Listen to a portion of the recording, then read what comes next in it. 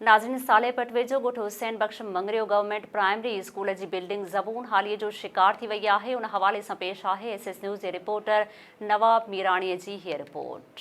तखर ज़िले जो सालियापट तालको कुदरती वसीलनि सां मालामाल सॼो वेंदो आहे, पर अफ़सोस सां चवणो थो पए सालियापट के हमेशा नज़रअंदाज़ कयो वियो आहे। सभिनी तालुकनि खां पोइते पयल आहे।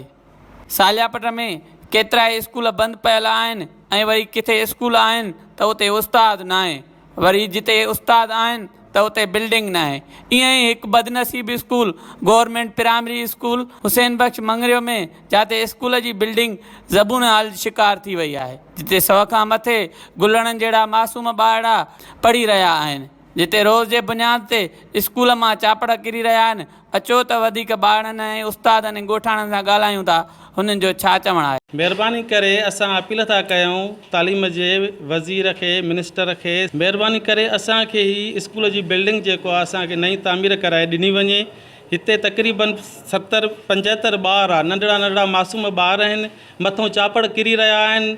ये असांजे माना ॿई जेके बि असांजा क्लासरूम आहिनि सॼा डैमेज थियल आहिनि। असां अर्ज़ु इहो था कयूं त असां स्कूल में स्कूल सॼो ज़बून थी आहे। 70 ॿार आहे, 70 खां 75 ॿार असांखे स्कूल ठाराहियो। कैमरामैन टीम सां गॾु नवाब मीराणी SS न्यूज़ सालियापट।